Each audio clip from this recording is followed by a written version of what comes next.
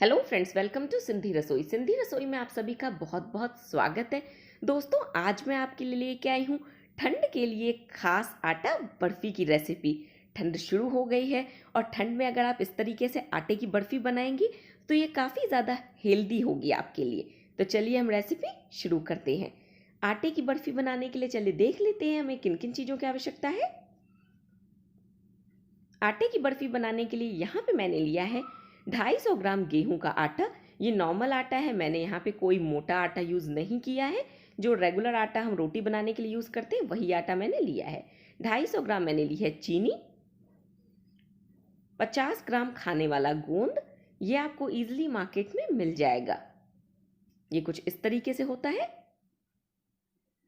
250 ग्राम देसी घी, 100 ग्राम खोआ, 100 ग्राम सूखा हुआ नारियल जिसे मैंने कद्दूकस कर लिया है, 150 ग्राम मिक्स ड्राई फ्रूट्स, इसमें है काजू, किशमिश, बादाम और पिस्ता, एक छोटा चम्मच छोटी इलायची का पाउडर, आधा कप पानी, ये तकरीबन 125 ml पानी है, और 75 ग्राम खसखस यानी कि पोस्तो दाना। तो चलिए हम बर्फ़ी बनाना स्टार्ट करते हैं।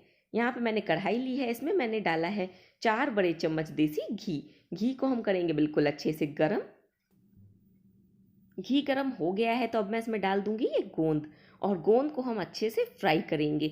गोंद को हमें तब तक फ्राई करना है जब तक इसका एक एक दाना बिल्कुल मोतियों की तरह खिल नहीं जाता। और फ्लेम मैंने रखी हुई है हाई। अगर घी बहुत ज़्यादा गर्म हो जाए तो आप इसे मीडियम फ्लेम पे फ्राई करें। गोंद का यहाँ पे कलर चेंज नहीं करना है।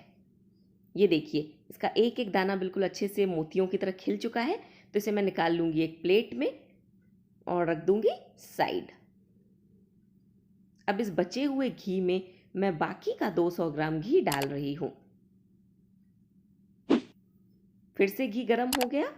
अब मैं इसमें डालूंगी ये आटा। थोड़ा थोड़ा करके हमें गेहूं का आटा डालना है और इसे चलाते जाना है ताकि यहाँ पे इसमें लम्स ना पड़े। और फ्लेम अभी मैंने रखी हुई है लो। अब हम लो फ्लेम पे कंटिन्यूसली चलाते हुए आटे को घी के साथ भूनेंगे। जैसे हम आटे का हलवा बनाने के लिए भूनते हैं ना आटे को, बिल्कुल उसी तरीके से यहाँ पे भी हमें इसे भूनना है, इसे लो फ्लेम पे। जैसे जैसे आटा भूनता जाएगा ये घी छोड़ता जाएगा। हम इसे तब तक भूनेंगे जब तक इसमें अच्छा सा गोल्डन कलर नहीं आ जाता। ये देखिए, आटा अब आधे जितना भुन चुका है। तो आप देख सकते हैं अब ये सॉफ्ट होने लगा है, मतलब ये घी रिलीज कर रहा है। अब यहाँ पे आटा कंप्लीटली भुन चुका है, इसमें काफ़ी अच्छा गोल्डन कलर आ गया है और इसमें से बहुत ही अच्छी खुशबू भी आ रही है। तो इससे ज़्यादा हम इसे नहीं भूनेंगे। कलर आप ध्यान से देख लें। और कंसिस्टेंसी अभी आपको पतली लग रही है लेकिन बाद में ये सेट हो जाएगी। तो अब मैं इसमें डाल दूंगी 100 ग्राम खोआ। खोए को हम कद्दूकस करके डालेंगे। अगर आपको इंस्टेंट खोए की रेसिपी चाहिए कि आप खोआ घर पे कैसे बनाएं, तो लिंक आपको नीचे आई बटन और डिस्क्रिप्शन बॉक्स दोनों में मिल जाएगी।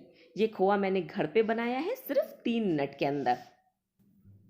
इस खोए को भी हम कंटिन्यूसली चलाते हुए आटे के साथ भूनेंगे लो फ्लेम पे, ताकि इसका कच्चापन दूर हो जाए। ज़्यादा देर के लिए हमें इसे नहीं भूनना है, सिर्फ 3 से 4 मिनट तक हम इसे भूनेंगे। और फ्लेम मैंने रखी हुई है लो। ध्यान रहे दोस्तों, आटे की बर्फ़ी यानी कि खोराक बनाने के लिए आप जब बर्तन लें तो वो भारी तले का लें। यहाँ पे मैंने हैवी बॉटम कढ़ाई ली है, तभी ये अच्छी बनेगी। नहीं तो क्या होगा, इसका कलर डार्क होता जाएगा और फिर इसमें वो टेस्ट नहीं आएगा। बस इसे कंटिन्यूसली चलाते रहना है और फ्लेम रखनी है लो। 4 मिनट हो गया है, खोआ भी अब अच्छे से भुन चुका है। तो अब इसमें मैं डाल रही हूँ ये 75 ग्राम खसखस यानी कि पोस्तो दाना। इसे भी हम इसमें अच्छे से मिक्स करेंगे और 3-4 मिनट तक लो फ्लेम पे इसे भी आटे और खोए के साथ भून लेंगे।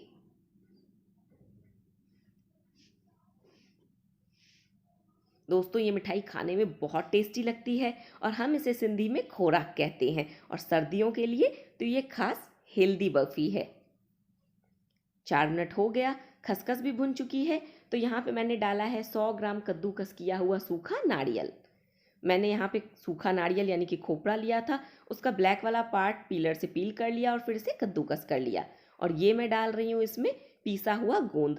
जो गोंद हमने फ्राई किया था ना, उसे मैंने मिक्सर जार में डाला और हल्का मोटा इसे पीस लिया है। बिल्कुल फाइन पाउडर नहीं बनाना है, हमें यहाँ पे इसे दरदरा पीसना है। 1 छोटा चम्मच छोटी इलायची का पाउडर,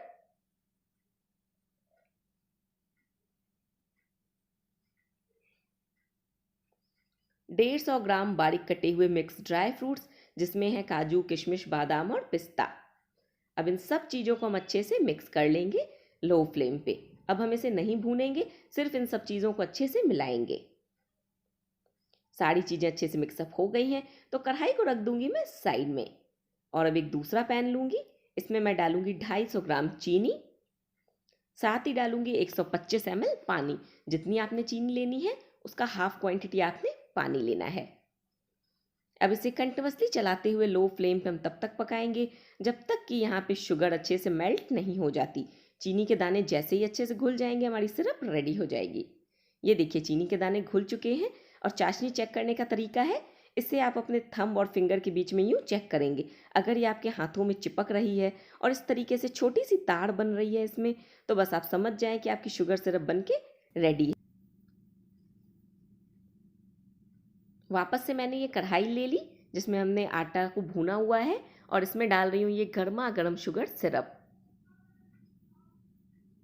और गैस की फ्लेम मैंने रखी हुई है बिल्कुल लो फ्लेम पे हम इन सब चीज़ों को अच्छे से मिक्स करेंगे ताकि चाशनी बिल्कुल अच्छे से आटे के साथ मिक्सअप हो जाए।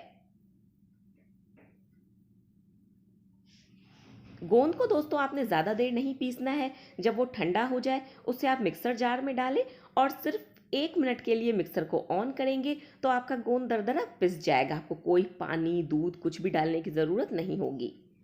अब मैं फ्लेम को करूंगी मीडियम हाई और मीडियम हाई फ्लेम पे इसे कंटिन्यूअसली चलाते हुए तब तक पकाऊंगी जब तक इस मिक्सचर से घी सेपरेट नहीं हो जाता।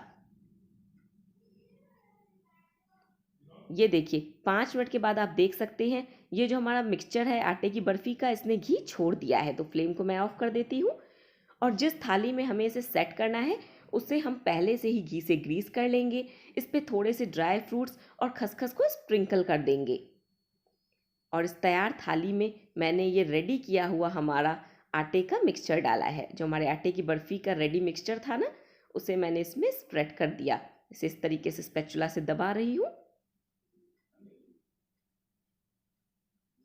अब मैं यहाँ पे एक कटोरी ले लूँगी और इससे इसे दबाते हुए अच्छे से सेट करूँगी। बस आपने कुछ नहीं करना, थाली को अच्छे से घी से ग्रीस करना है। उसमें 1-2 चम्मच बारीक कटे ड्राई फ्रूट्स और 1 चम्मच खसखस को चारों तरफ फैलाते हुए स्प्रिंकल कर दें। उसके बाद जब आप ये रेडी बर्फ़ी का मिक्सचर उस पर डालेंगे और जब बर्फ़ी सेट हो जाएगी तो जो इसके पीसेज हैं वो देखने में काफ़ी ज़्यादा अट्रैक्टिव लगेंगे।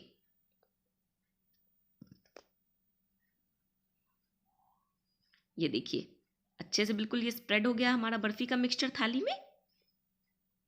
अब थोड़े से ड्राई फ्रूट्स मैं इस पे और ऊपर से स्प्रिंकल करूंगी।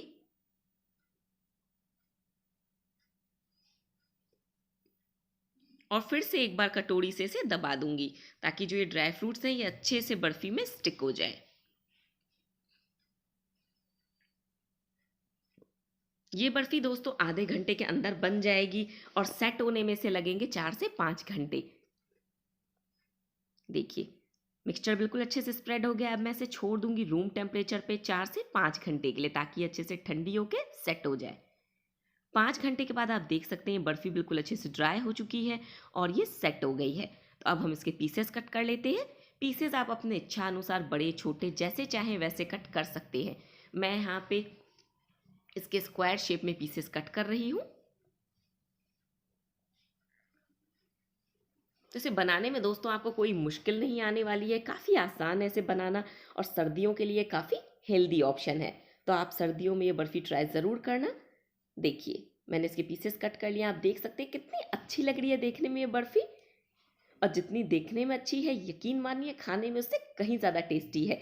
आपने अगर इसे एक बार बनाया तो आप इसे बार बार बना के खाओगे।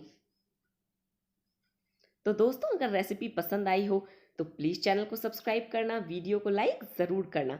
इस बर्फ़ी को स्टोर करके आप 1 महीने तक फ्रिज में रख सकते हो। ये ख़राब नहीं होगी और खाने में सेम टेस्ट आएगा, कोई इसका टेस्ट चेंज भी नहीं होगा।